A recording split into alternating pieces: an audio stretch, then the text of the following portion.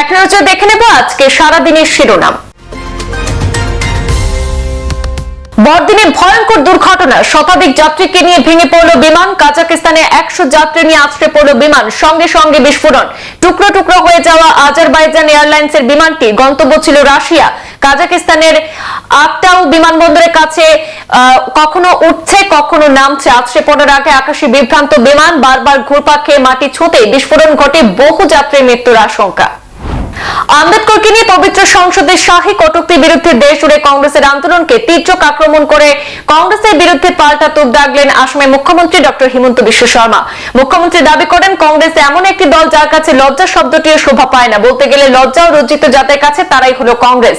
কংগ্রেসের হাতে বারংবার লজ্জিত হয়েছিল সংবিধান। ন্যূনতম লজ্জা থাকলে সেই সংবিধান হাতে নিয়ে আজকে মিছিল করতো না কংগ্রেস। লজ্জাকেও লজ্জিত করছে নাকি কংগ্রেসীরা, মন্তব্য মুখ্যমন্ত্রী হিমন্তের। বছর শেষে বড় রদবদল, উত্তপ্ত পরিস্থিতির মাঝে মণিপুরের রাজ্যপাল বদলে দিল সরকার। অনুসুয়া উইকিয়ের বদলে প্রাক্তন স্বরাষ্ট্র সচিব অজয় কুমার বাল্লাকে মণিপুরের নতুন রাজ্যপাল হিসাবে নিয়োগ করা হয়েছে। পাশাপাশি মিজোরামের রাজ্যপালও বদল করা হয়েছে। অবসরপ্রাপ্ত সেনা প্রধান তথা প্রাক্তন মন্ত্রী ভি কে সিং মিজোরামের রাজ্যপাল হচ্ছেন। কেরলের রাজ্যপাল আরিফ মোহাম্মদকে বিহারের দায়িত্ব দেওয়া হয়েছে। অন্যদিকে বিহারের রাজ্যপাল রাজেন্দ্র বিশ্বনাথ আর্লেকর এখন থেকে কেরলের রাজ্যপাল হলেন। পোলিং বুথে সিসিটিভি ফুটেজ কেন দেখা যাবে না? কেন্দ্রীয় নিষেধাজ্ঞাকে চ্যালেঞ্জ জানিয়ে আদালতে গেল কংগ্রেস। সংশোধিত নির্বাচন পরিচালনা বিধিকে চ্যালেঞ্জ করে সুপ্রিম কোর্টের দ্বারস্থ হয়েছে কংগ্রেস শিবির।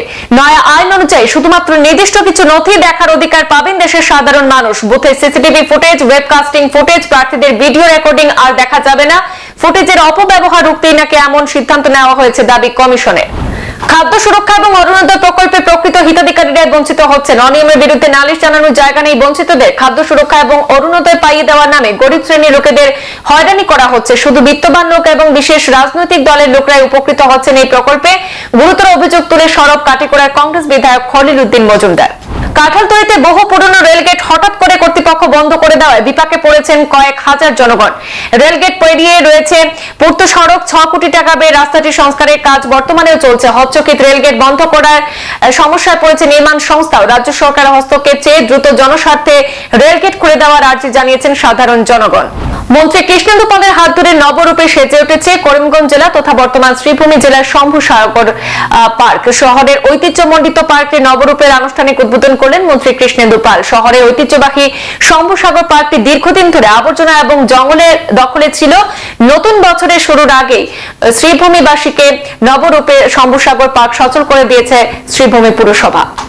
ছাত্রছাত্রীদের সুপ্ত এবং সৃজনশীল প্রতিভা বিকাশের কারিগর সুশিক্ষার মূল কেন্দ্রস্থল বৃহত্তর বদরপুর এলাকায় রাবদান একাডেমি। 2025 শিক্ষাবর্ষে রাবদান একাডেমিতে ভর্তি প্রক্রিয়া ইতিমধ্যে শুরু হয়েছে। আগামী 19 জানুয়ারি রবিবার রাবদান একাডেমিতে নবম এবং একাদশ শ্রেণীর জন্য রাবদানস এলিট এন্ট্রান্স টেস্ট অর্থাৎ সংক্ষেপে REET পরীক্ষার অনুষ্ঠিত হবে। 5 লক্ষ টাকা পর্যন্ত স্কলারশিপের সাথে পরীক্ষায় অংশগ্রহণকারী প্রত্যেক কৃতি ছাত্রছাত্রীদের প্রদান করা হবে আকর্ষণীয় পুরস্কার। সমগ্র বিশ্বের সাথে আজ বুধবার বরাক উপত্যকার 3 জেলায় ক্রিসমাস অর্থাৎ বড়দিন সাড়ম্বরে পালন করা হলো। এদিন সকাল থেকে শিলচরে বিভিন্ন গির্জাঘর এবং চার্চে আয়োজন করা হয় নানা ধর্মীয় অনুষ্ঠান। এদিন বিকেলে বাইবেল পাঠ এবং প্রার্থনা সভায় অংশ নেন শহরের খ্রিস্টান ধর্মীয় মানুষ। বড়দিন উপলক্ষে তরুণ তরুণী সহ বিভিন্ন ভাষা জনগোষ্ঠীর মানুষের উৎসবে সামিল হয়ে বড়দিনে শিলচর শহর এক মিলন ক্ষেত্রে পরিণত করেন। অবৈধ কার্যকলাপের বিরুদ্ধে সক্রিয় রয়েছে করিমগঞ্জ জেলা তথা বর্তমান শ্রীভূমি জেলার বন বিভাগের আধিকারিকরা। গোপন খবরের ভিত্তিতে শহরের লঙ্গাই বিটের বাঁশবাড়ি এলাকার সদর রেঞ্জার হায়দর হোসেন লস্করের নেতৃত্বে সদর বলে অভিযান চালিয়ে একটি অবৈধ কাঠ চেরার মেশিন বাজেয়াপ্ত করে নিয়ে এসেছেন সদর রেঞ্জার সহ বন বিভাগের অন্যান্য কর্মকর্তারা। 1.5 লক্ষ টাকার কাঠ চেরার মেশিন বাজেয়াপ্ত করা হলেও এই ঘটনায় কোনো ধরপাকড়ের খবর পাওয়া যায়নি। রামকৃষ্ণনগরে বিজেপির দলীয় অনুশাসন চলে না, নিজের মন মর্জি মতো চলছে সংগঠন। সাধারণ মানুষ ভয়ের মধ্যে দিয়ে দিন চলছে। প্রতিবাদ করলেই হেনস্থার শিকার হতে হয়। এখানে দলীয় আইন কানুন বলে কিছুই নেই, চলে ব্যক্তি বিশেষের মর্জি। ভৈরবনগর মন্ডল বিজেপি সভাপতি নির্বাচন নিয়ে ক্ষুব্ধ দলীয় কর্মকর্তারা। দলের ঊর্ধ্বতন কর্তৃপক্ষের হস্তক্ষেপ চাইলেন ভুক্তভোগীরা। একই দিনে 7.5 কোটি টাকার বিভিন্ন প্রকল্পে শিলান্যাস করলেন রাতাবাড়ী বিধায়ক বিজয় মালাকার। নিদিয়া সংলগ্ন কেকড়াকুল চা বাগানে জগন্নাথ মহাপ্রভু কমিউনিটি হল এবং স্কিল ডেভেলপমেন্ট সেন্টারের শুভ শিলান্যাস করা হলো। বাগানের প্রবেশপথ অর্থাৎ আনিপুর জামুং সড়ক থেকে গম্ভীরা চা কারখানা পর্যন্ত 1 কোটি টাকা ব্যয়ে একটি পাকা সড়কের শিলান্যাস করলেন। এছাড়াও মাগুরাছড়ায় প্রায় 2 কোটি টাকা এবং চেরাগীর কাশীনাথপুরেও প্রায় 2 কোটি টাকা ব্যয়ে পৃথক 2টি পাকা সেতু নির্মাণের শিলান্যাস করলেন বিধায়ক বিজয় মালাকার। 25 ডিসেম্বর প্রয়াত প্রাক্তন প্রধানমন্ত্রী ভারতরত্ন অটল বিহারী বাজপেয়ীর জন্মদিনে সুশাসন দিবস পালন করল বিজেপির কর্মকর্তারা। সুশাসন দিবসে কাছাড়ের সোনাই বাজপেয়ীকে শ্রদ্ধা জ্ঞাপন করলেন সোনাইয়ের 3 মণ্ডলের বিজেপি কর্মকর্তারা। এদিন সোনাই বাজারে মুক্ত মঞ্চের পাশে অটল বিহারী বাজপেয়ীর প্রতিমূর্তিতে শ্রদ্ধা জানিয়ে দিবসটি পালনের বিভিন্ন কর্মসূচির সূচনা হয়। মাশরুম চাষের উপর একদিনের প্রশিক্ষণ শিবির অনুষ্ঠিত হাইলাকান্দি কালীনগরে। পরপর জমিতে বছরে 4 বার ফসল উৎপাদনের পরামর্শ হাইলাকান্দি জেলা কৃষি বিজ্ঞান কেন্দ্রের আধিকারিকদের।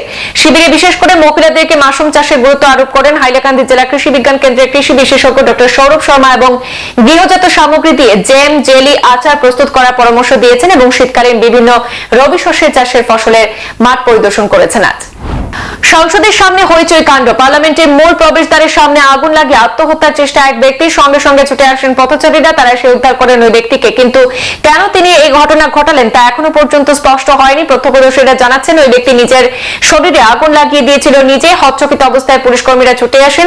দ্রুত সেই ব্যক্তিকে উদ্ধার করে স্থানীয় হাসপাতালে ভর্তি করা হয়। আজ বুধবার অটল বিহারী বাজপেয়ীর জন্মদিন উপলক্ষে শিলচর চেঙ্কুড়ি এলাকায় ভারতীয় জনতা পার্টির ওবিসি মোর্চা মেডিকেল সেলের কনভেনার হরিপদ দেবনাথের নেতৃত্বে বিনামূল্যে স্বাস্থ্য শিবিরের আয়োজন করা হয়। এই স্বাস্থ্য শিবিরে প্রায় 150 জনের অধিক লোক আজ স্বাস্থ্য পরীক্ষা করান। 1 বছরে 5 জন শিক্ষার্থী পবিত্র কোরআন মুখস্থ করে নিয়েছেন। দারুণ সাফল্য লাভ করল রাতাবাড়ির দারুল ইসলাম লতিফিয়া মাদ্রাসা এবং এতিমখানা। মাত্র 2 বছরের মধ্যে যেভাবে উন্নতির শিখরে পৌঁছেছে এলাকার ঐতিহ্যবাহী প্রতিষ্ঠানে নিয়ে বাৎসরিক অনুষ্ঠানে প্রতিষ্ঠানের ভূয়সী প্রশংসা করেন বিশিষ্টজনরা। উত্তর পূর্বাঞ্চল আহলে সুন্নাত ওয়াল জামাতের শ্রীভূমি জেলা কমিটি গঠিত হলো। নবগঠিত জেলা কমিটির সভাপতি মনোনীত হয়েছেন হিজিমের পীরজাদা মাওলানা সৈয়দ মিসবাহুর রহমান, সাধারণ সম্পাদক মাওলানা সাবিকুর খান, কার্যকরী সভাপতি মনোনীত করা হয়েছে আলহাজ মাওলানা সালিক আহমদ লতিফিকে। প্রাথমিক পর্যায়ে 21 সদস্য বিশিষ্ট জেলা কমিটি গঠনের পাশাপাশি উপদেষ্টা মণ্ডলীও নিযুক্ত করা হয়েছে। ইসরোর বিজ্ঞানী হয়ে বরাকের নাম উজ্জ্বল করা সোনার আমজাদ আমিন রাহুলকে উষ্ণ সংবর্ধনা প্রদান করলেন বিধায়ক করিমউদ্দিন বড়ভূঁইয়া ওরফে সাজু। উত্তরীয় এবং উপহার সামগ্রী দিয়ে আমজাদ আমিন রাহুলকে সংবর্ধিত করলেন বিধায়ক সাজু। এছাড়া তার পিতা অবসরপ্রাপ্ত ব্যাংক ম্যানেজার মকব্বির আলী লস্করকে উপহার দিয়ে সম্মাননা প্রদান করেন সোনার বিধায়ক। দেশের প্রয়াত প্রাক্তন প্রধানমন্ত্রী অটল বিহারী বাজপেয়ীর জন্মদিনকে সুশাসন দিবস হিসেবে উদযাপন করল সোনাই মণ্ডল বিজেপি। অনুষ্ঠানে উপলক্ষে গত 22 ডিসেম্বর অটল বিহারী বাজপেয়ীর ছবি অঙ্কন প্রতিযোগিতায় বিজয়ী পড়ুয়াদের আজ শংসাপত্র এবং পুরস্কার দিয়ে পুরস্কৃত করা হয়। এছাড়া সভায় প্রাক্তন প্রধানমন্ত্রী বাজপেয়ীর বিভিন্ন দিক নিয়ে বক্তব্য এবং প্রতিযোগিতায় অংশ নেওয়া সবাইকে শংসাপত্র এবং পুরস্কার বিতরণ করা হয়। সেখানে শিরোনাম এই পর্যন্তই। ফিরছি পরবর্তী অন্যান্য আপডেট নিয়ে, সাথে থাকুন। ধন্যবাদ।